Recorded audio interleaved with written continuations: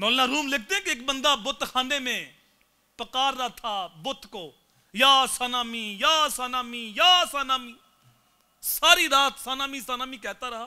جب رات کا پچھلا پہر ہوا تو نیند کا جھٹکا آیا، زبان بل کھا گئی، تو اس کی زبان سے نکلا یا ساماندی۔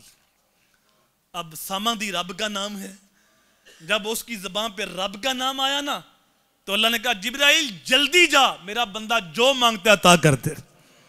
باری تلاوہ تجھے تو نہیں پکار رہا، وہ تو بت کو پکار رہے۔ ساری رات وہ بت کو یاد کرتا رہا ہے، اب زبان لڑکھڑا گئی ہے، نیند کے جھٹکے سے اس کی زبان پہ تیرا نام آ گیا ہے۔ اللہ نے کہا جبرائیل ساری رات اس نے بت کو پکارا ہے، بت نے نہیں سنا، چلو زبان لڑکھڑائی تھی نیند کا جھٹکے سے صحیح، لیکن اس کی زبان پہ میرا نام تو آیا ہے۔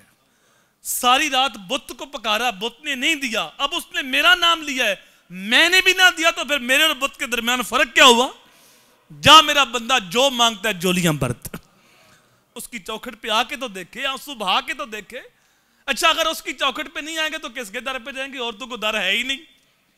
وہ ایک بزرگ حج پہ جا رہے تھے نا، تو ایک چھوٹا سا بچہ بھی ساتھ، وہ بھی ہو لیا۔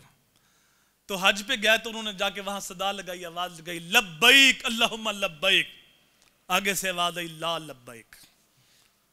بزرگوں نے پھر کہا لبیک اللہم لبیک، اے اللہ میں حاضر ہوں، لیکن آگے سے آواز آئی لا لبیک، تو کوئی نہیں حاضر۔ بچے نے کہا بابا جی یہ آواز سن نہیں رہے؟ کہا پتر آج سے نہیں 70 سال سے سن رہا ہوں، ہر سال آتا ہوں میں کہتا ہوں لبیک، آگے سے آواز آتی ہے لا لبیک۔ تو بچے نے کہا بابا جی پھر بھی آ رہے ہو؟ تو بابے نے کہا پتر اور کوئی در ہے جتھے جاواں؟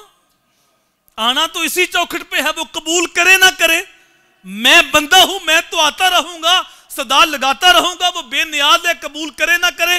جب بابے نے یہ بات کہی تو دریا رحمت جوش میں آیا، تو عطب سے آواز آئی میرے بندے تیرا یہ حج بھی قبول، پچھلے 70 بھی قبول۔ تو آنا تو اسی چوکھٹ پہ ہے صاحب، اس کو پکارتے رہو، اس کا نام جپتے رہو، تو پھر وہ تمہارے دل کے زنگ بھی دور کر دے گا۔ جب نام جپتے رہو گے دل نرم ہوگا تو آنکھوں میں آنسو بھی آ جائیں گے، اور پھر رب کا کرم بھی ہوگا جس نے تنہائی میں بیٹھ کے رب کو یاد کیا۔ قیامت کے دن جب کوئی سایہ نہیں ہوگا، اللہ ایسے خوش نصیب کو اپنے عرش کا ٹھنڈا سایہ نصیب فرمائے گا۔